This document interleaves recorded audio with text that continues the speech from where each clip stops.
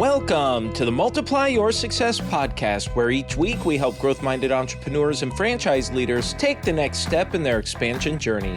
I'm your host, Tom Dufour, CEO of Big Sky Franchise Team, and a very Merry Christmas week to you and your loved ones. And as we bring another year to a close, it's time to reflect and look back on the past year.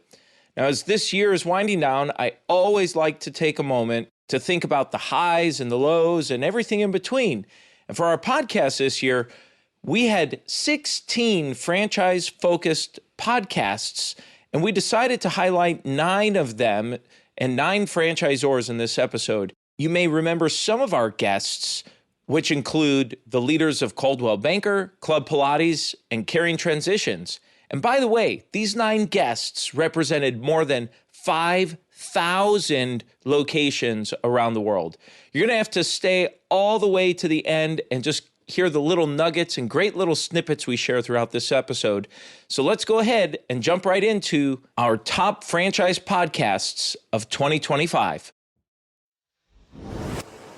So our first guest is from episode 251, and it's Ray Fabick, the CEO of Caring Transitions, with more than 375 locations. I think the foundation of it all is you have to have successful franchisees who are supported and franchisees that are profitable. And I think, for us, it's about, why do you want to grow? Do you want Caring Transitions to be big just for the sake of being big? Because I'm not always a fan that bigger is better. I don't know that a 400-unit franchisor is better than a 200-unit franchisor, unless you have a compelling reason to grow. And our reason for growth is we want to be where the client is moving from and where they're moving to. And that's really our number one spot, because you can't give a caring transition in general if there's one company helping on one end and then there's a different company on the other end. So we know that if we grow and expand, we can help more clients. And that's really kind of what started it. So you get a few successful franchisees that feel supported and they're profitable. And then I think as we've expanded over the years, it's really become, don't let anybody in who just has the money, who just has the franchise fee money. And I think every franchisor goes through that at some point, where you're reliant on the income coming in through franchise sales.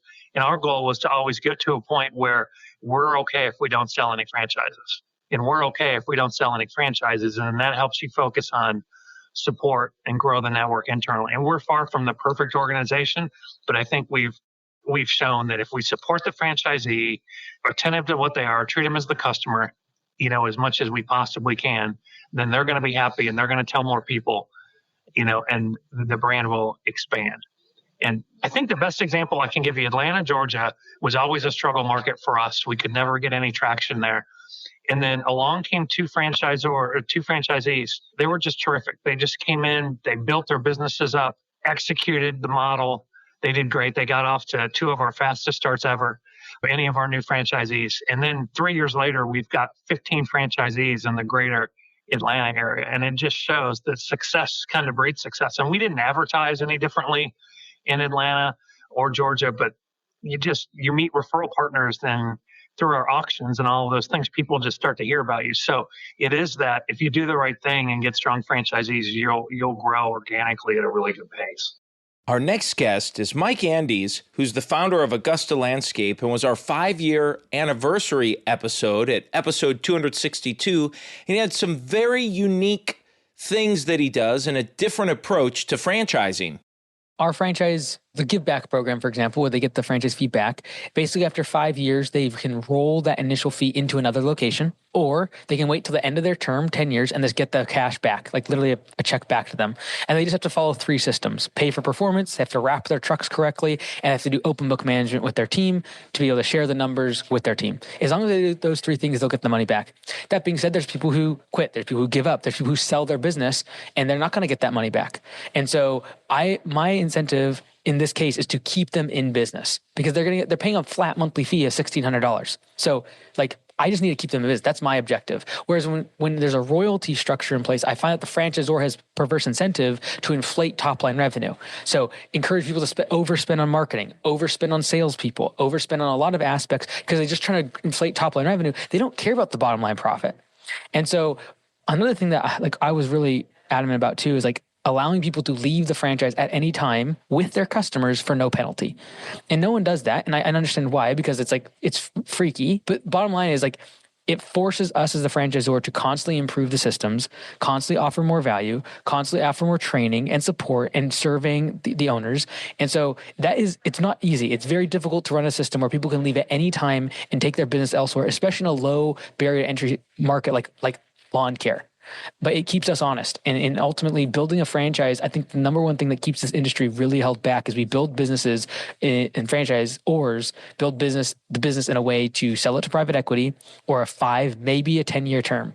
But if you were building that business over the course of 100 years, if you were actually asking yourself, what does this business look like in 100 years, you would structure it differently. You'd go slower. You would listen a lot more. You'd think about the owners a lot more. You'd think about the brand reputation in 20 or 30 years from now. And that's really why I think so many franchisors fail, why so many don't get to 100 locations, and that the vast majority of them will never become profitable because you usually have to get over 100 locations to become profitable. And I really hate the fact that the franchisor world gets such a bad rap, when I think franchising is a beautiful thing in terms of following systems, having support, having back end, the ability to be able to use common practices, use across hundreds of locations, and then just follow the system and avoid all the pitfalls. I love it. But there are so many bad actors when it comes to franchisors. There are so many people that just think they can franchise their system. They don't support their franchisees. They take a royalty off the top without giving the support required to actually be successful. And it gives a bad rap to the industry, unfortunately. Our next guest is David Berg, the CEO and co-founder of Redirect Health, and he shares with us how joining up with experienced professionals to help him along the way has made a difference. Well, this is a franchise show, and it seems like we talked very little about franchise. So, when I thought about this before, I was like, okay, what's the main lesson or message or something I want to leave with the audience? We haven't even come close to talking about it, which is interesting to me, because I had this preconceived notion that we're going to talk about franchising, of which I know very little about. So I had a little anxiety about that. I am the last person to say have any kind of expertise on franchising. You got me started in this. I had this idea and I came to you to learn a little bit about franchising. When we started, Tom, I thought you were going to teach me everything I need to know about franchise in about 3 hours, maybe 3 days, maybe 30 days, maybe 3 months. And then I would be able to go run with it. And what I learned very quickly, you got me there fast, is the people who do this, they've got 20 years of experience, just like I've got 20, 30 years of experience, 40 years now. I started working in a mental hospital when I was 18, 19 years old. So that's how far back in healthcare I go. But you made me realize fast that this is a different discipline. The franchise business is different. And that is why I went out and I got Matt Hale and I talked to him about what I wanted to do. And there's a little bit of cat and mouse where he's trying to avoid me a little bit. I'm trying to get him in, and we got about a year, and he's like, okay, I get it. Let's do this. And then he brought in Jesse Curry, who had very instrumental in Massage Envy's success. And then we got Pete, who I think a bunch of different brands too. So I've seen Matt, Jesse, and Pete with so much franchise knowledge. I realize now how silly it was when I came to you and said, teach me about franchises. I want to be a franchisor. I want to build a franchise on our platform. I realize now how silly it was. If there is a lesson there for somebody who might want a franchise, is you can do it yourself, I'm sure. That might be the slow boat. There is a faster boat, which is go partner with somebody who has already done it, had the successes, understands the nuances, can make the pivots. Our next guest is Robin Gagnon from episode 270, and she's the CEO of We Sell Restaurants, and she shares with us some insights about franchise resales. Tom, so many brands don't really think about franchise resales as a strategy, a strategic move for the future. And so what's happening right now demographically across America is that we're undergoing what's known as the silver tsunami. I don't know if you've heard that language, but 10,000 baby boomers every single day are turning 65. And so then they look at, well, who is going to take over my business? What is my succession plan? And often they look to family, but young children, well, they're not even young anymore, right? So the children of baby boomers are often Gen X or even millennials, and they're highly educated and honestly, often their own space. And so when mom or dad says, hey, take over the restaurant, they're like, oh, no, not so much, right? So that leaves this franchise owner in a position where they're trying to figure out who's going to take over. Can I maximize value? And sometimes franchise owners don't even realize that there is residual value, that the business that they think, oh, I paid it off, it's making me some money, but the lease is over and the franchise is over.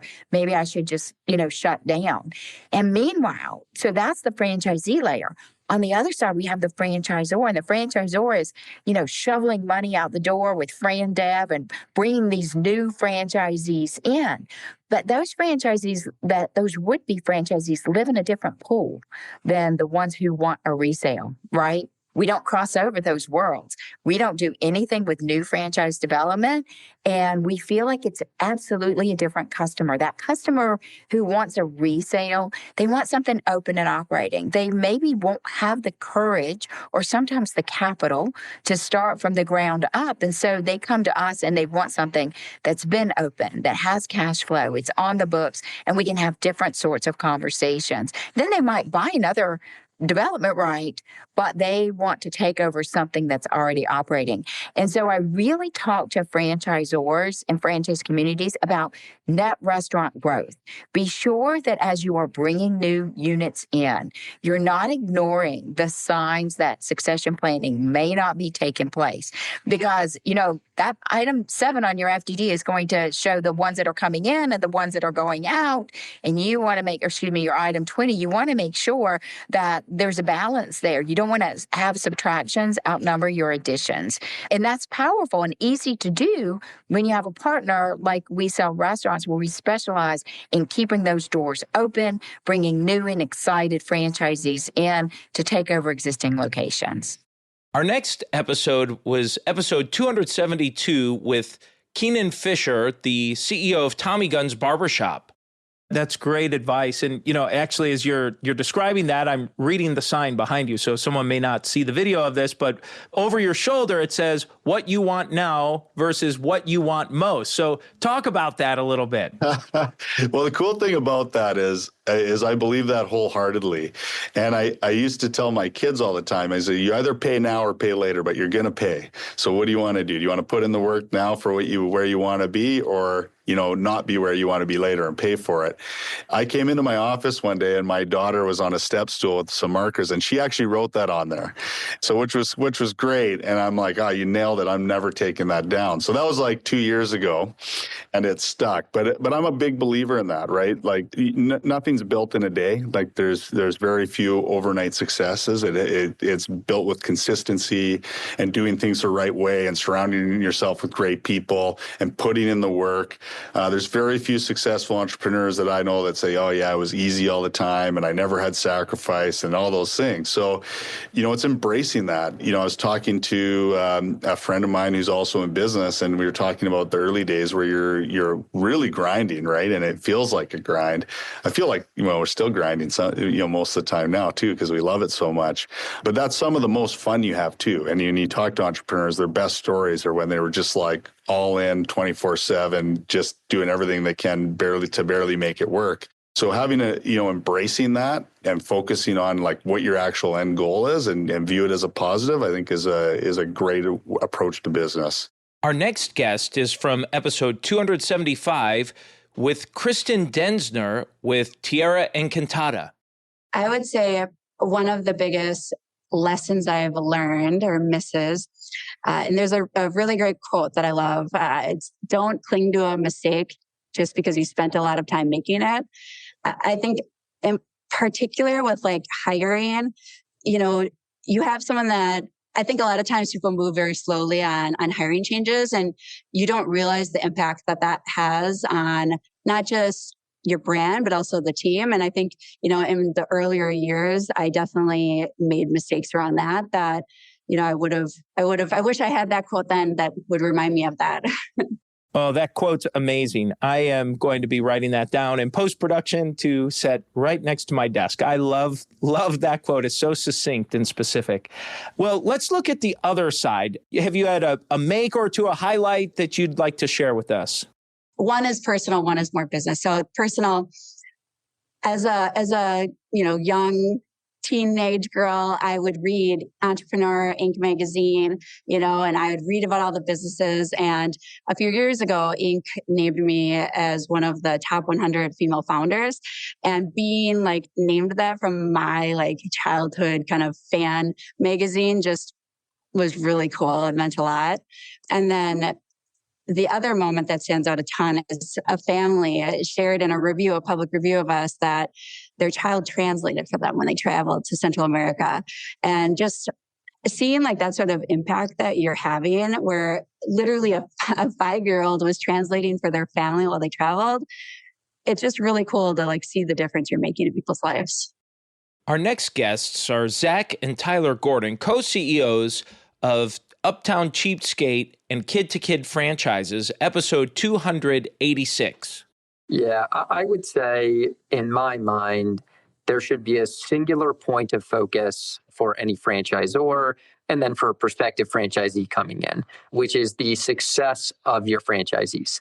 If that is your North Star, if everything that you do is to drive performance at your existing stores, at the new stores you're opening, everything else will solve itself.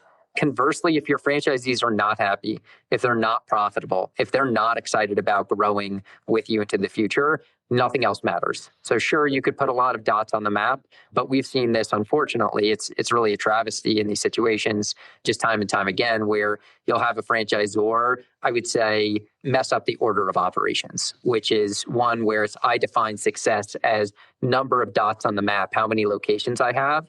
Whereas really what matters is, again, the individual success of each of those locations. And if you get that right, you'll be expanding for years and decades to come. And so it's really that orientation for the franchisor or franchisee success. And then if you're in the franchisee seat, it's the same exact thing. Do you think that the franchisor holds that as their core number one priority? Do you get that from your interactions? Do you hear that consistently referenced when you speak to existing franchisees?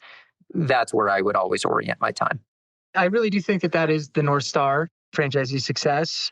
Maybe the other component I would put out there is that there are no shortcuts, and that's a cliche. Clearly, you could apply that to so many different things. But when it comes to, especially if you're an emerging franchisor, setting up systems that are repeatable, that people from all different backgrounds in different parts of the country can follow and be successful with, you got to start from square one, and you got to build a really good process.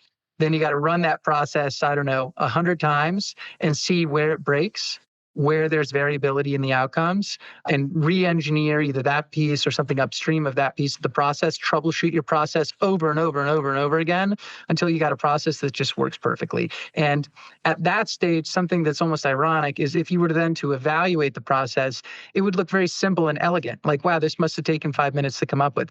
However, there's a humongous amount of brain damage that goes into putting together a really simple and elegant process that works. So there's no shortcuts.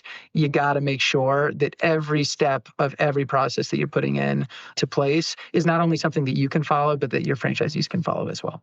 Our next guest is the brand president of Club Pilates, Tiana Stradaman, from episode 282.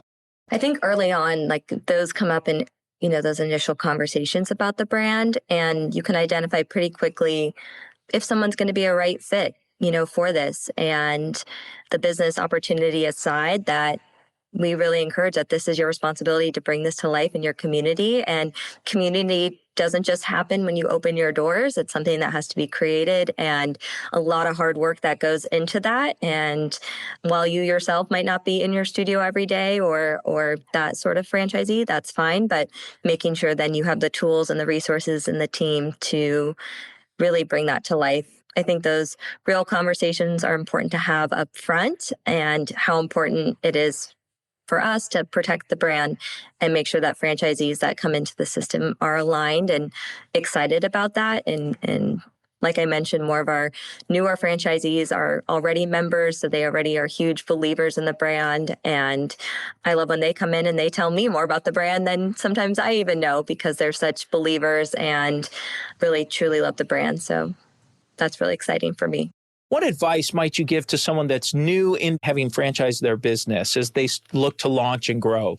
stay true to who you are and your brand, what proof of concept that you were able to create to get to the point that you are franchising, and really what that magic is, but then really be adaptable and pivot, because if you stay so stuck in the mud, likely the business is going to evolve, beyond you, right? So trying to find that balance of staying true to what you know and what your offering is and all those details, but also being open to feedback from your franchisees and learning from them, and the people boots on the ground and those early adopters can really teach you so much that is critical for you to continue to scale, and really partner with them to understand that and give them the tools and resources to help them be successful.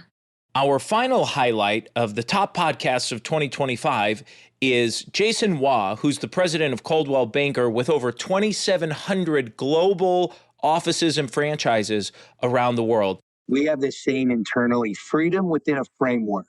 And so certainly we want brand consistency in terms of our marks and look, but the people that we partner with, they want to be a premium provider and have a premium brand offering. So we get a lot of inconsistency there. And I think that's because, we've got a profile of the entrepreneur that we want to partner with.